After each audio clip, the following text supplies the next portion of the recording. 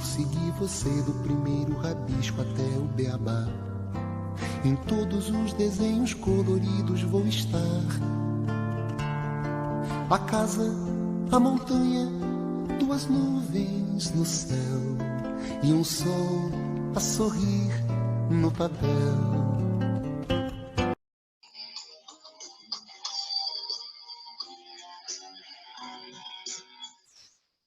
Um pouco de Black Sabbath para vocês.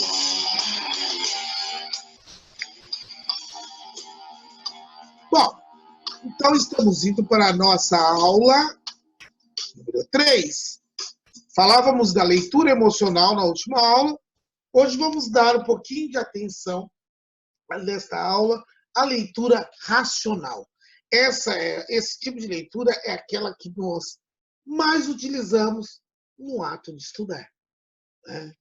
Então, vamos lá. Esse tipo de leitura exige uma compreensão mais abrangente do texto e mobiliza, além do sentimento, as capacidades racionais do leitor. Como, por exemplo, a capacidade de analisar o texto, separar suas partes, estabelecer relações entre elas e outros textos, sintetizar as ideias do autor, e etc. Então, a leitura racional, ela vai mobilizar o que a gente chama de outras competências, né? Outras competências dentro do processo de leitura. Né? Então, vamos ver isso com calma. Nesse nível, estabelecemos um diálogo com o texto, fazendo perguntas que nos levem a compreender sua forma de construção e seus significados mais profundos. Eu sempre costumo dizer para os meus alunos o seguinte: todo texto ele está respondendo a uma questão, ou as várias questões.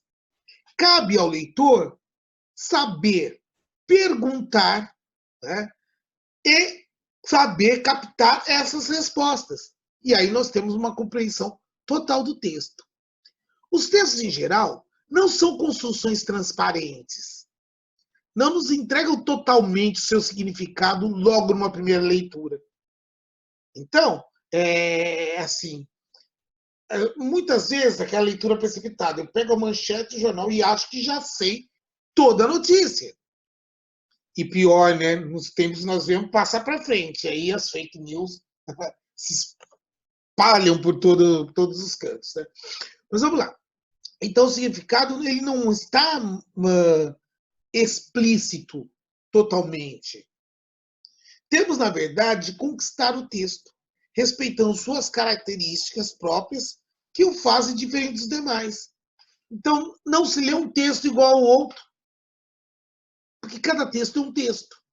E isso é uma exigência. Então, a primeira coisa, quando eu vou ler, é entender que eu estou começando um processo novo. É outro texto e vai mobilizar outras relações, outras habilidades, né? Outras competências. Voltemos agora à história com que iniciamos esse curso. Lembra? Nós começamos o curso com o texto da escritora que estava saindo de férias, da professora que estava saindo de férias e se propunha a escrever um livro, porém, Natal, festividades, visitas, foram empurrando. E quando ela senta para começar a escrever, foi empurrando no tempo, né? Quando ela senta para tentar escrever o livro, aí o feijão queima, o telefone toca, e aparecem duas novas situações para ela que vão, de certa forma, interferir na produção do texto dela. Uma é a falta de almoço e a outra seria resolver algum problema para a mãe, não é? Bom, em que tempo do verbo está escrito o texto? Uma pergunta, né? Ele escrevia no presente. Ela estava falando da realidade que ela estava vivendo naquele momento. Não é o meu presente, nosso presente, mas é o presente da personagem. Tá? Portanto, e o presente que o escritor propõe para a personagem. Né? Em que pessoa? Primeira pessoa singular. Quem que falava? Né? Quem é que estava escrevendo? e contando a história, era a própria escritora, portanto, primeira pessoa. Ao narrador, sim, ao narrador. Né? Começa a preparar essa história até que entra a situação dela. É prosa ou poesia? É prosa. Né? O narrador conta várias coisas. E que coisas são essas? A vontade de escrever um livro, as dificuldades que encontra entre os afazeres profissionais e domésticos para sentar e concretizar seu desejo. Podemos nos dar por satisfeitos com essa leitura? Mas será que o texto não nos conta mais nada? Ué, será que tinha mais alguma coisa nesse texto que eu não percebi? Vamos lá. Quem é o narrador? É uma professora. Como eu sei que é a professora? Fala de notas, reuniões, recuperação, tá?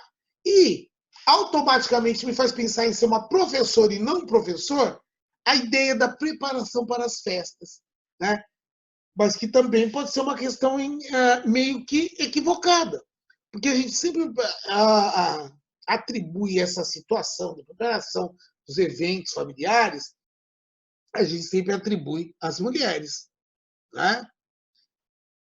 Mas, na verdade, eu sei que é uma professora, porque eu sei que é o escritor do texto, que é o próprio narrador e a própria personagem. Né? Em que situação o narrador está vivendo no momento? Naquele momento, o narrador está de férias. Né?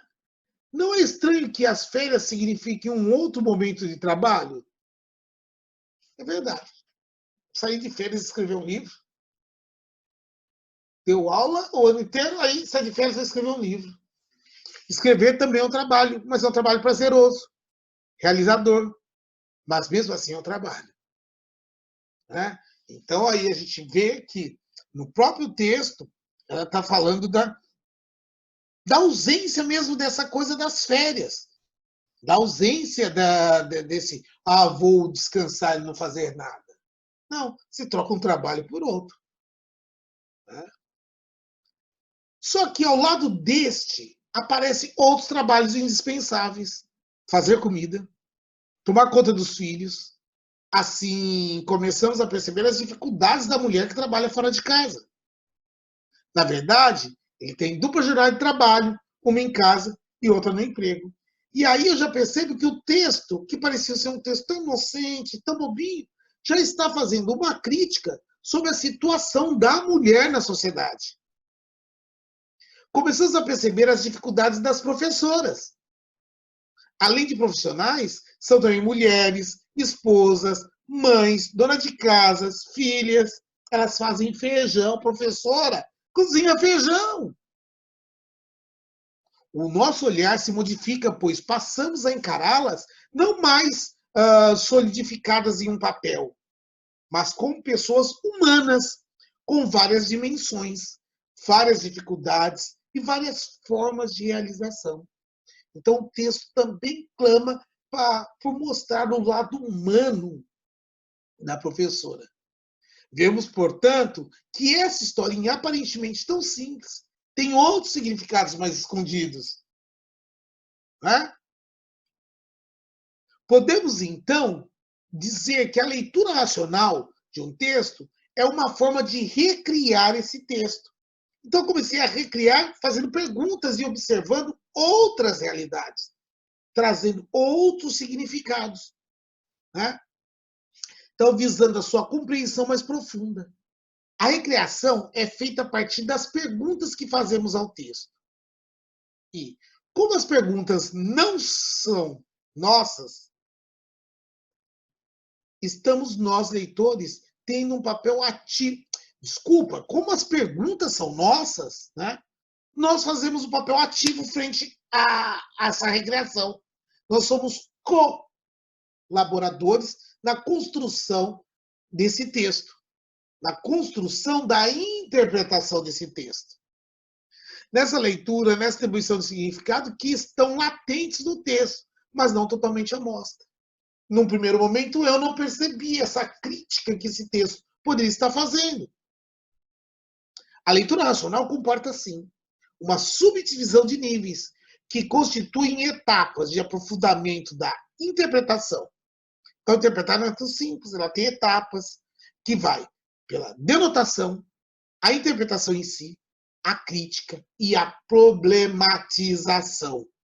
É como se entrássemos num roda-moinho e fôssemos dando voltas cada vez mais profundas. Olha só que interessante, né? Como a leitura é algo muito mais amplo do que aquilo que a gente costuma entender. Até mais, voltaremos para a próxima aula onde falaremos de denotação. Espero que vocês estejam entendendo passo a passo e que estejam curtindo esse nosso curso, essa nossa proposta de melhorar a nossa competência leitura. Até mais. Muito bom, muito bom.